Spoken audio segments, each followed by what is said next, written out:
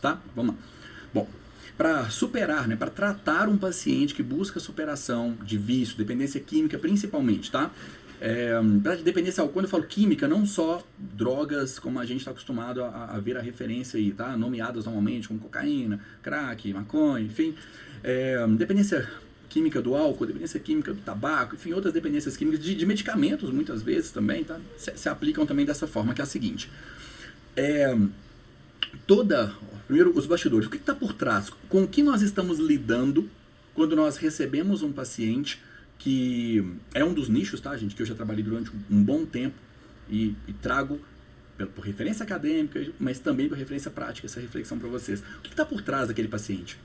O que realmente está ali? Por trás de uma pessoa que está com a vida sendo guiada por uma vontade, um vício que essa pessoa não consegue controlar, e esse vício muda o comportamento da pessoa, atrapalhando ela a se desenvolver de maneira adulta, socialmente, profissionalmente, afetivamente e tudo mais. O negócio claramente prejudica a pessoa, mas a pessoa não consegue superar. O que a gente está lidando ali? Então, o primeiro ponto da reflexão, do assunto é o seguinte: o que faz uma pessoa se manter como dependente não é a dependência química. Essa é a última, para dramatizar assim, tecnicamente seria a segunda, a terceira, mas a última coisa que nós temos que nos preocupar é de fato com a dependência química dela, tá? O que mantém a pessoa ali, ela não sabe o que é, mas essa regrinha sempre vai se aplicar em muitas dependências, tá? Aqui eu vou abrir um parênteses até para falar que o que eu vou dizer agora se aplica a dependência, pornografia, jogos, joguinhos de celular, joguinhos de computador, joguinhos de videogame. Dependências, de maneira geral, tem algo por trás dela. Primeiro, para quem promove a dependência, é um mercado sensacional, infelizmente, tá? Para os traficantes de droga, para as empresas de bebida, para as indústrias todas que promovem agentes de vício, é um mercado sensacional. Pelo seguinte, tem uma característica no nosso sistema nervoso que é o impulso, o movimento para neutralizar feridas emocionais, porque feridas emocionais são sangramentos, são inflamações. É o mesmo impulso que qualquer pessoa teria para cortou o braço, a pessoa vai tentar estancar aquele sangramento ali para não deixar aquilo ali. O próprio corpo vai começar a trabalhar para uma cicatrização, então esse impulso ele é biológico, ok? Agora imagina uma pessoa que não está sendo educada emocionalmente, não está sendo orientada, não tem inteligência emocional, educação emocional. Essa pessoa não sabe lidar com conflitos emocionais. Conflitos emocionais são inerentes à vida. É impossível evitá-los. Nós só temos que aprender a lidar com eles. Evitá-los não dá. Só que não é orgânico saber como lidar com um conflito emocional.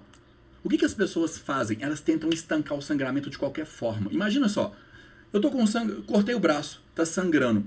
Eu estou com a minha mão suja, contaminada de bactérias. Eu estava com a mão no corrimão do metrô.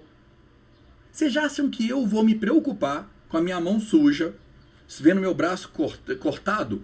Eu vou fazer o que tiver na minha frente. Prioridades emergenciais, hierarquia simples de processamento neural. Então, eu não vou, depois eu preocupo com isso aqui, eu quero estancar o sangramento. Por que isso se aplica no caso de uma dependência química? Porque é assim que nasce.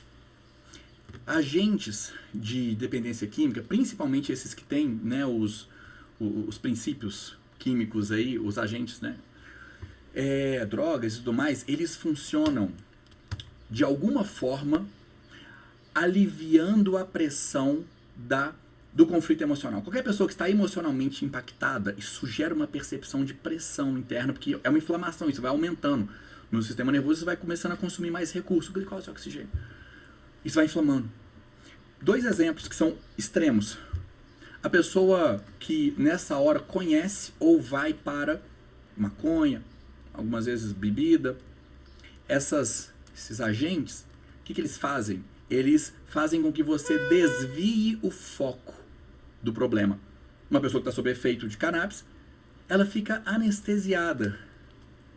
Ela para de preocupar, fala, olha, eu estava preocupado com a conta para pagar, eu estava preocupado com um monte de coisas que minha mãe e meu pai não me ensinaram a lidar.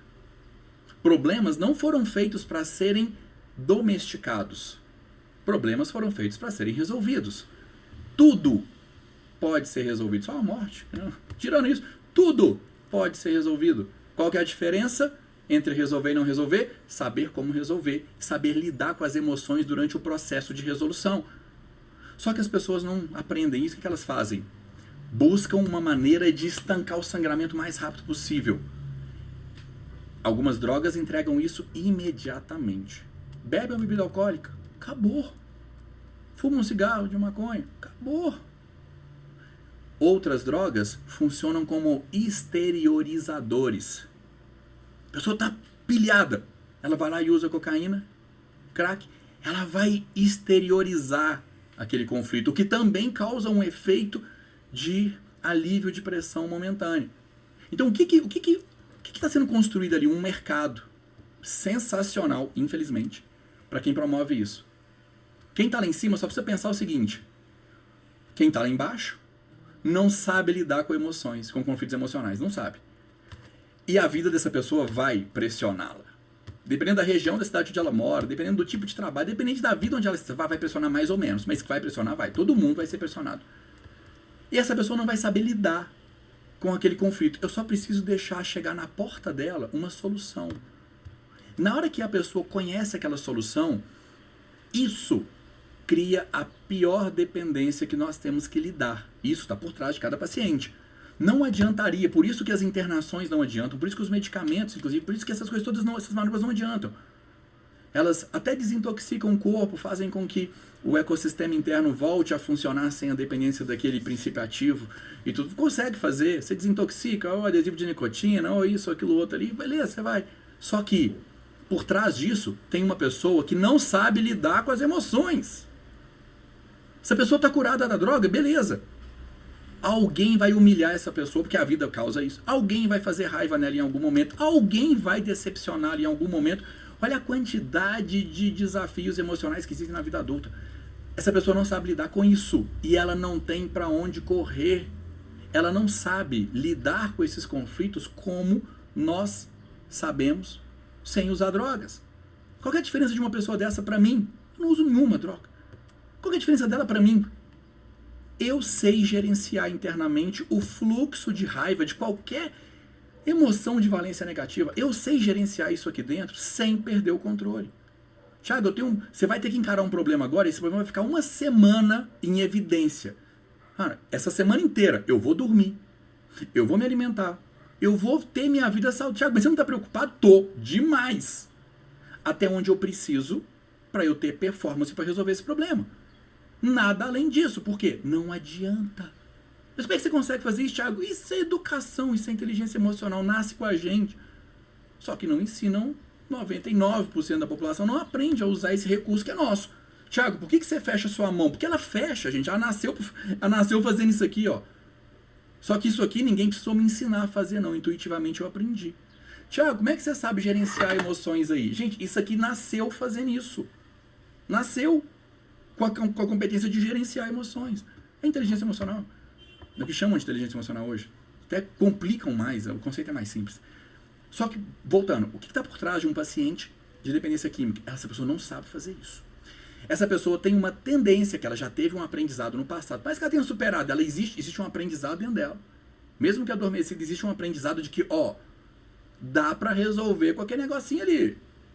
Tá ali. Você não deveria fazer isso porque você acabou de se tratar. Mas, entre ficar sangrando e tampar esse sangramento aqui com a mão suja de bactéria, é melhor tampar com a mão suja de bactéria e tudo mais.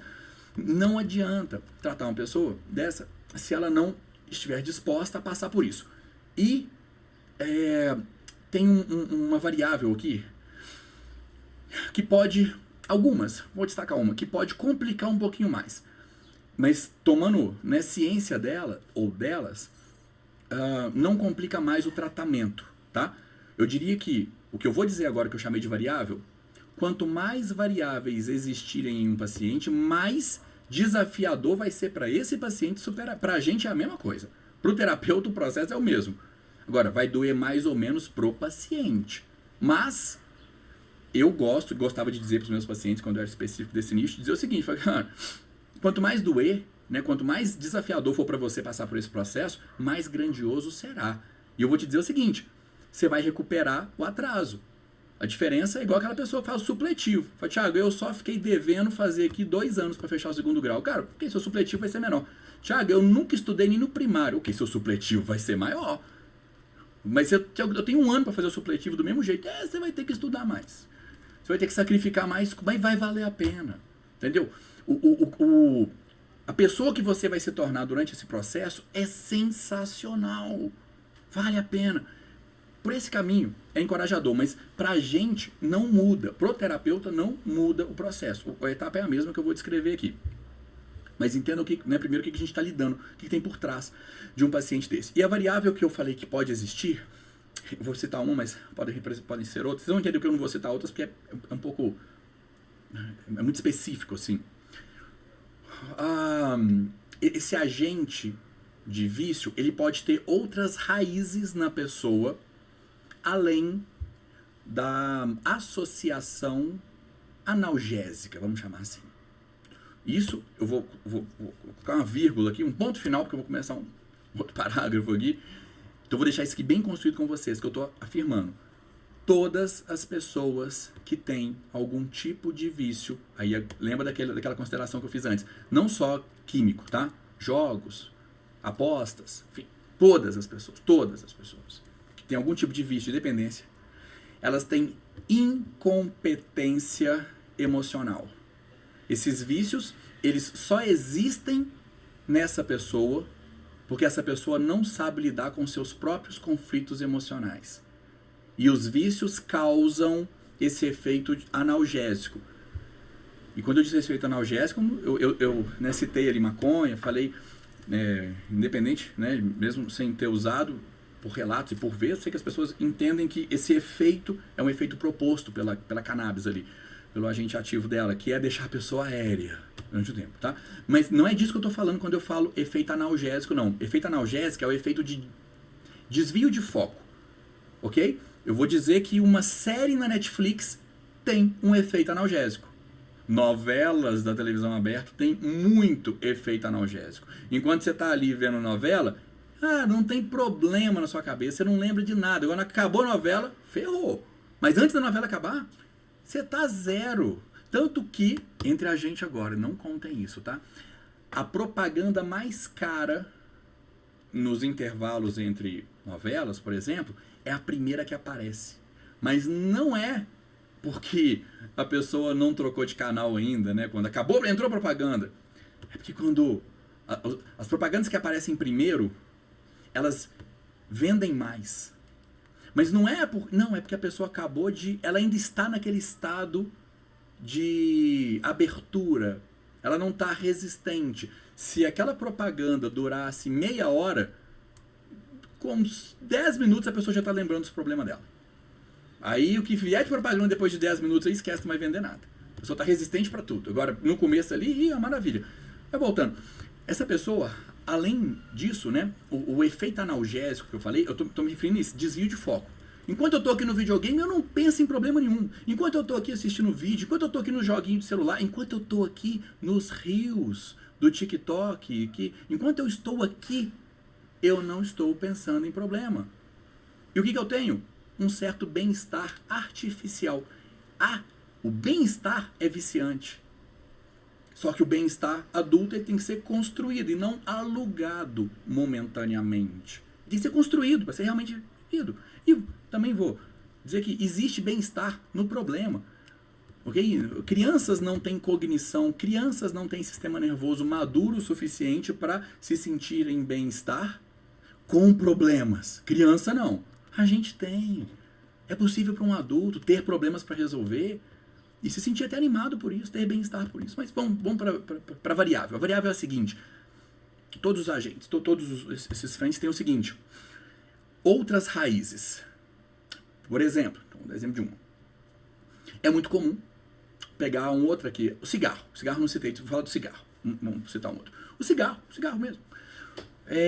Ele tem uma característica que pode gerar, né, uma outra raiz dele, que é a seguinte. Existe uma fase da vida das pessoas, essa fase ela é entendida, compreendida, estudada na evolução cognitiva, tem um momento muito decisivo na vida de todas as pessoas, que é quando o nosso eixo hormonal começa a funcionar. Funcionar de maneira adulta, tá? Então, hormônios que vão caracterizar a vida adulta começam a ser produzidos, sim? E a testosterona é uma delas que está ali, mesmo em mulheres, onde ele é produzido cerca de 10 vezes menos. Quanto nos homens, a testosterona traz uma agressividade, e essa agressividade, ela não estou falando de agressividade no sentido de agressão, mas agressividade no sentido de impulso, tá? Mas ela traz outras coisas, tá? E essa combinação, esse amadurecimento hormonal, ele vai trazer algumas características comportamentais que são estudadas como fases. A gente tem, por exemplo, uma fase muito marcante, que é a fase da tribalização. Certamente todos nós aqui passamos por isso em alguma intensidade. Lá por volta dos 13, 12, 13, 14, 15 anos, mais ou menos ali, nós temos uma certa demanda, uma necessidade de nos identificarmos em grupo, em tribo, além da nossa casa. Até ali, 10, 11 anos e tal, pô, minha mãe e meu pai aqui são meu porto seguro, meus educadores, meus avós, seja onde for, aqui é meu porto seguro, legal, tô tranquilo. Agora, hormônios começaram a circular. Agora eu preciso de validação. Eu preciso me validar.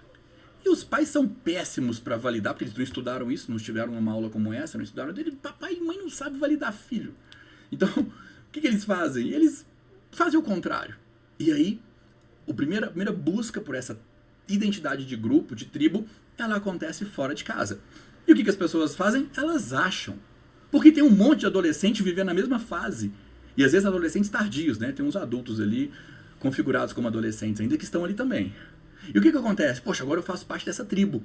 E nós temos todo mundo aqui, sei lá, ouve um tipo de música, todo mundo aqui tem alguma característica em comum. Todo mundo aqui nessa tribo, e eu faço parte dessa tribo, e ótimo, que bom, estou me sentindo validado, só que tem um problema. Essa tribo fuma. Essa tribo bebe.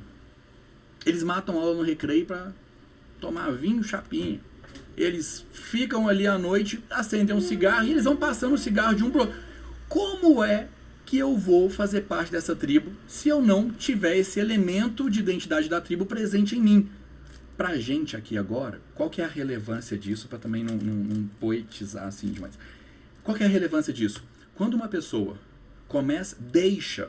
permite, mesmo que sem saber, não foi educada, quando uma pessoa permite que algum elemento tribal, vamos chamar assim, de identidade de grupo, entre na vida dela, nessa fase, esse elemento ele passa a ter mais um significado. Não é só, ele passa a ter um significado terapêutico, que é, esse elemento faz com que eu me sinta aceito, faz com que eu me sinta protegido, que seja pela turma, faz com que eu me sinta reconhecido. Esse elemento, ele carrega uma associação terapêutica. Além, não é só uma identidade, tem um envolvimento emocional associado àquilo. E, Thiago, eu vou tratar uma pessoa que quer parar de fumar, quer parar de fumar cigarro aqui. Essa variável certamente, além do que eu falei antes, essa variável certamente vai aparecer. E como é que a gente vai lidar com ela? Entenda o seu paciente, né? Primeiro, entenda. O paciente que se enquadra, que passou por isso aqui que eu descrevi, ele é um paciente adulto hoje que, se ele estiver numa festa cheia de amigos, mas ele não fumar o cigarro dele, ele não se sente aceito. Ele não sabe descrever isso, tá? Ele só sabe falar que não tá bem. Ele não sabe dizer o que tá acontecendo ali. Só fala, vou ali fumar. Vou ali na varanda fumar e já volto. Se você pegar ele pelo braço e falar assim, peraí. Por que você vai ali fumar? Ah, me deu vontade. Eu falei, não, me conta mais sobre isso aí. Se você conseguir extrair dele de maneira terapêutica, o que ele vai te falar é o seguinte, eu tô me sentindo sozinho. Eu tô me sentindo não aceito. Eu tô me sentindo deslocado. Aí você pergunta assim, ir pra varanda sozinho, fumar vai fazer você se sentir aceito? Ele não sabe explicar, porque ele não estudou isso aqui. Mas o sistema nervoso dele está configurado com isso. É uma âncora. Ele não sabe se sentir aceito, validado e presente e tudo mais num ambiente onde ele deveria aprender a se sentir assim. Ele tem uma associação. Agora, se você pegar essa pessoa e colocar no meio do deserto, sem nenhum amigo, só com um monte de camelo do lado, e der um cigarro para ela fumar, ela fica bem. O que é esse bem que ela fica? Ela se sente aceita, se sente reconhecida, validada. No meio do deserto, Thiago, tem ninguém ali. Mas ela sente. Aquilo é uma âncora que foi porque aquele elemento ele entrou associado ao sistema nervoso naquele contexto. Então agora aquilo se tornou uma âncora para essa pessoa. E essa âncora, ela pode inclusive se multiplicar e gerar o que as pessoas chamam popularmente de muleta. A pessoa acaba fortalecendo mais, gerando como se fosse uma atrofia emocional. Que eu não vou aprofundar no termo, não, porque senão eu precisaria descrever tanto quanto eu descrevi essa aqui, e não é a intenção aprofundar tanto agora. Mas quando eu falei que tinha muitas variáveis, uma às vezes vai emendando a outra. Essa é uma outra variável que eu poderia citar aqui, complicaria, mas, de novo, complicar não quer dizer que gera mais trabalho pra gente, complicar quer dizer que gera mais trabalho pro paciente.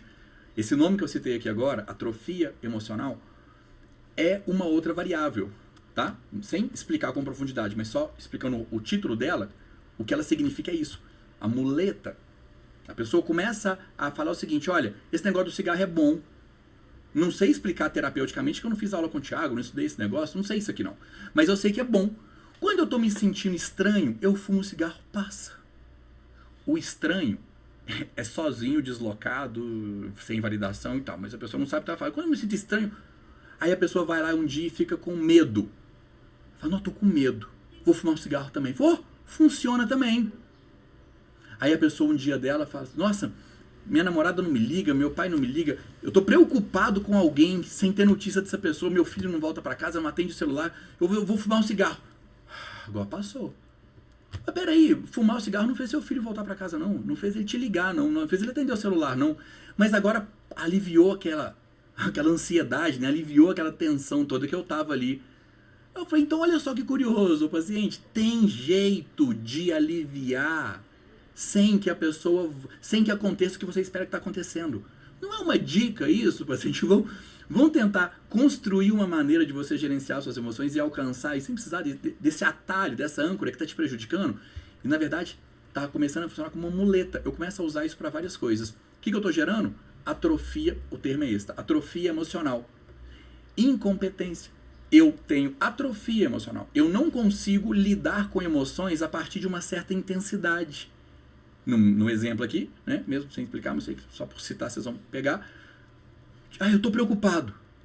Mas que preocupação é essa? Não é a preocupação de um pai, de uma mãe que está tentando ligar para o filho e o filho não atende. Tô sem saber notícias. Eu tô preocupado.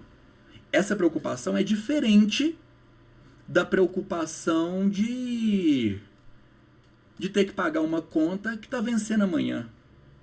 Aí você vai lá e fala, não, estou preocupado, amanhã eu tenho que pagar essa conta.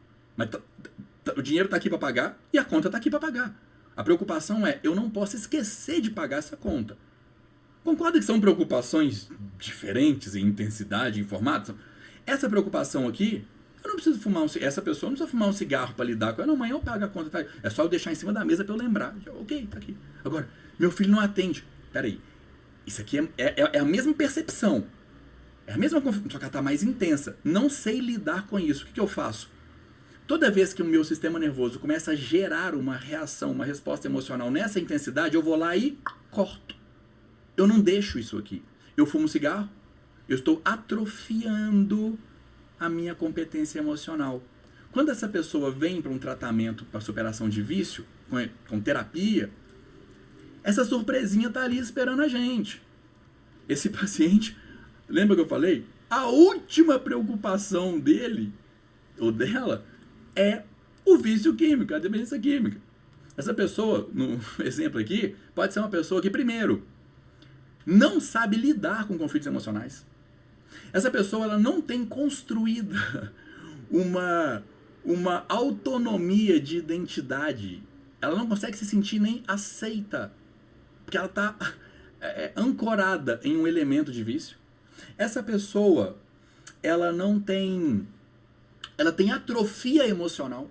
Ela não sabe lidar com nenhuma emoção de valência negativa minimamente exagerada. Minimamente, ela não sabe lidar com nada. Adianta desintoxicar essa pessoa? Jamais adianta desintoxicar essa pessoa. Essa pessoa, ela precisa muito mais de terapia do que da desintoxicação, porque ela vai voltar por conta aqueles vetores vão fazer com que ela volte.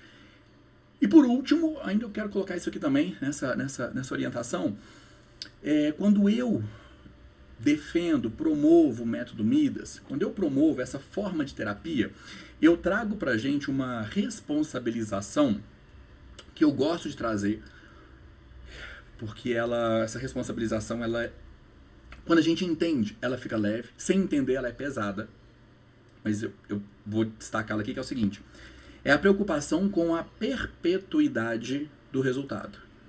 Eu não gosto de promover que tratamentos terapêuticos precisem ser temporários. É uma coisa que em outras escolas terapêuticas afugenta um pouco professores, alunos. Não dá para garantir o resultado. Não o alcance, mas a permanência, a perpetuidade dele e tal.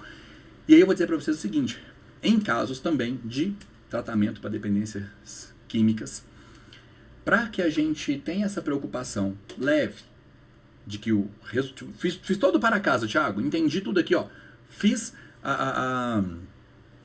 Apurei todas essas variáveis aqui, você citou duas, citou uma com profundidade, a outra só por nome aí, a atrofia emocional. Mapeei entendi essas variáveis e tratei. O paciente agora passou pela desintoxicação. Thiago, o paciente está legal. Realmente, agora ele está trabalhando, né? Está apertado, mas está trabalhando para desenvolver essas competências emocionais, essas amplitudes, né, que desatrofiou, agora vai ampliar. A amplitude emocional, ele vai aprender a lidar com essas questões aqui, vai fazer uma meditação ali, vai aprender a conversar com alguém, vai ter um terapeuta rotineiro aqui, vai ter essas coisas para ele desenvolver. Ótimo. Posso liberar o paciente? Não. Pelo seguinte. Porque pelo o que está por trás do método Midas, existe uma chamada fase 2, onde a pessoa constrói os resultados, mas existe também uma fase 3, onde a pessoa vai consolidar os resultados para que eles se perpetuem. E nessa fase 3, eu preciso destacar para esses casos, esse atendimento, o seguinte, existia mais algumas coisas que mantinham a pessoa ali, que é o que a gente chama de contextualização. Então, nesses casos, a gente também precisa olhar com um certo carinho a contextualização do paciente que quer superar a dependência química. O que é essa contextualização?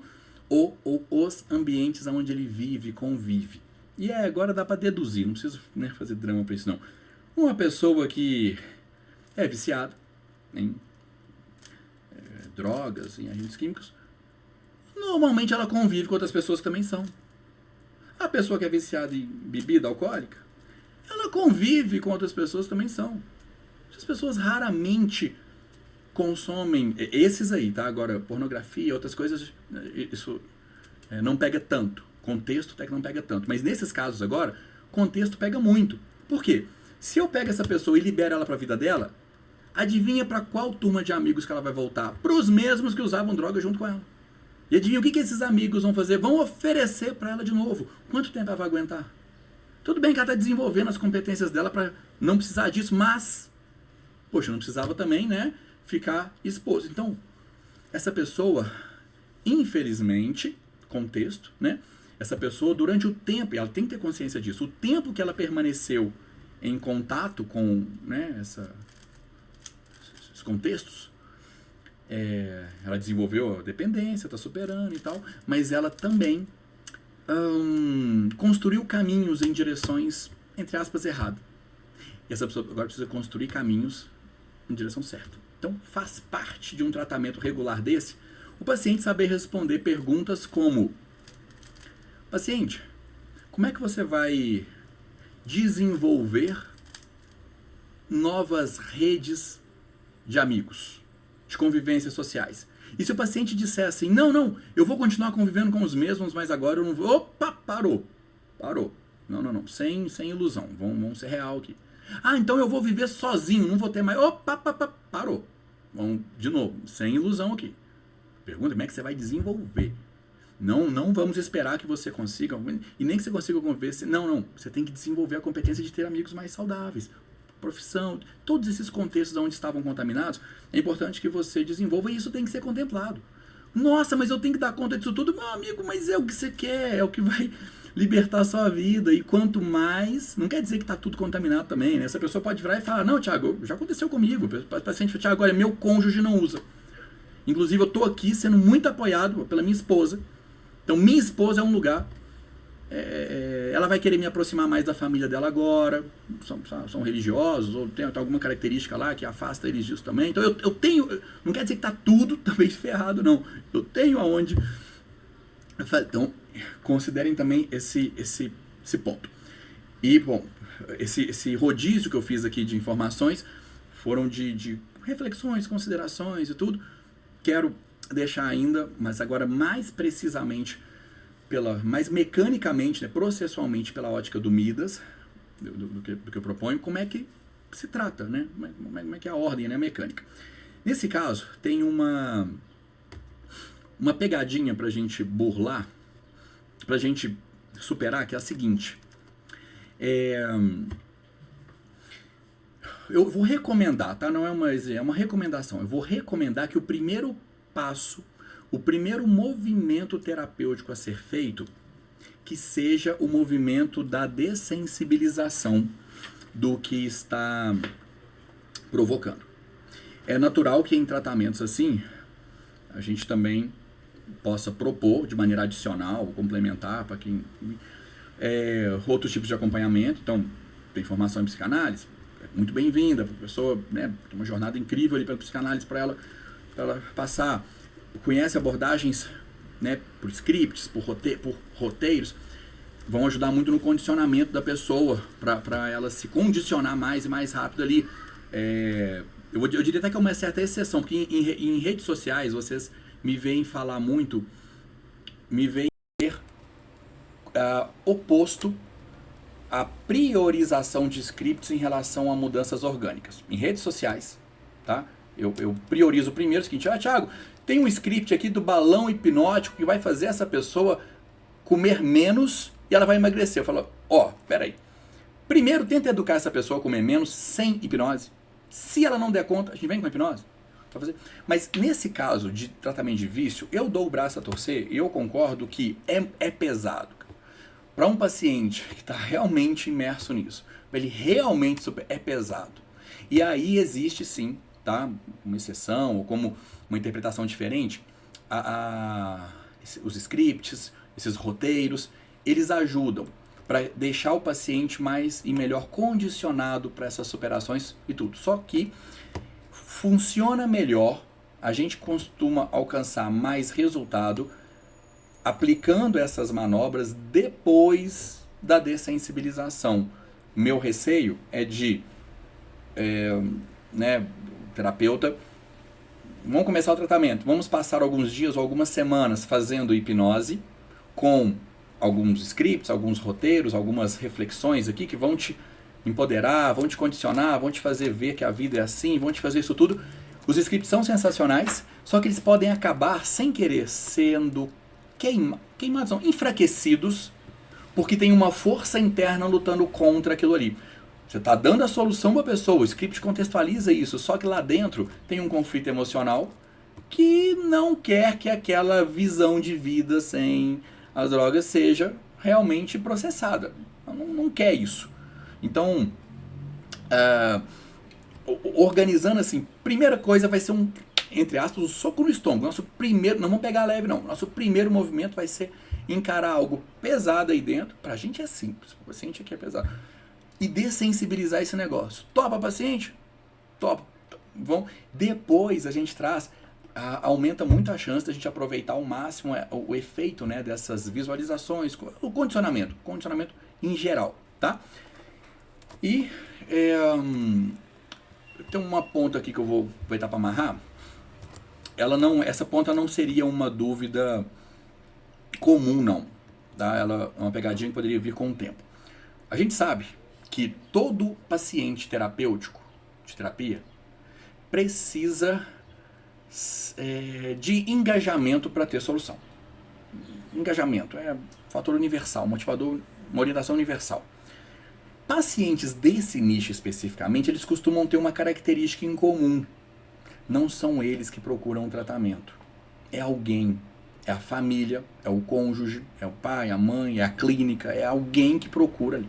Só que eles normalmente vêm com um discurso muito alinhado sobre querer se tratar. E muitas vezes eles estão se enganando, eles não estão mentindo pra gente, não. Eles realmente não sabem o que eu vou falar aqui agora. Mas tem uma maneira de descobrir, vou falar. Eles não estão querendo o tratamento. E se eles não estão querendo, eles vão resistir até o dia que eles puderem. Tem uma maneira de saber se eles querem. E isso é revelador para eles, que é a seguinte. Pergunta assim para eles, ou para ele. Ô paciente, se fosse possível para você, de alguma forma, não ter nenhuma consequência do seu vício. Vamos supor, não tem ninguém chorando, não tem ninguém preocupado com você, não tem falta de dinheiro, não tem nenhuma consequência. Se fosse possível retirar todas as consequências negativas que o vício traz para sua vida hoje, você ia querer superar assim mesmo? A resposta tem que ser sim. E muitos deles respondem não. Isso é um problema. Por quê? Essa pessoa não quer superar o vício. Ela quer superar as consequências do vício. Ela não quer viver sem o vício. Ela quer viver sem as consequências do vício. Ou seja, esse paciente, ele está entrando num tratamento para lutar contra algo que ele não quer lutar contra. Porque o tratamento não é para ele parar de deixar a família preocupada, não é para ele parar de ser agressivo, não é para ele parar de viver à margem ali, não é para ele parar de ter descontrole emocional, não é para ele parar de ter perda de dinheiro. O tratamento não é para isso, o tratamento é para parar de usar drogas ou agente de vício. E indiretamente essa percepção ela vai ser associada. A pessoa, o paciente não quer parar de usar. Até porque, para não tapar o sol com a peneira, quando eu disse aquele nome, fiz aquela associação sobre o efeito analgésico, anestésico, infelizmente isso é bom. Infelizmente, ter um problema, mas não se preocupar com o problema, parar de sofrer por algo que está iminente na sua vida, o parar de sofrer é bom. O problema é como que eu estou parando de sofrer. Eu estou dizendo aqui que o certo é parar de sofrer por gerência emocional, inteligência emocional, educação emocional. Não é parar de sofrer usando uma coisa que vai prejudicar o outro lado da sua vida, mas seja de onde veio, o efeito de analgesia, anestesia é um efeito bom, não dá para tampar só com a peneira. Aquela pessoa não ouviu esse bate-papo todo, não sabe disso e vai se ver no dia a dia lutando contra uma coisa que ela sabe, entre aspas, que é boa para ela. Eu tô lutando contra uma coisa que é boa para mim. Então, como é que eu vou superar? Então, enfim, o apanhado dessa reflexão toda aqui tem poder para amplificar, para melhorar, para condicionar isso tudo.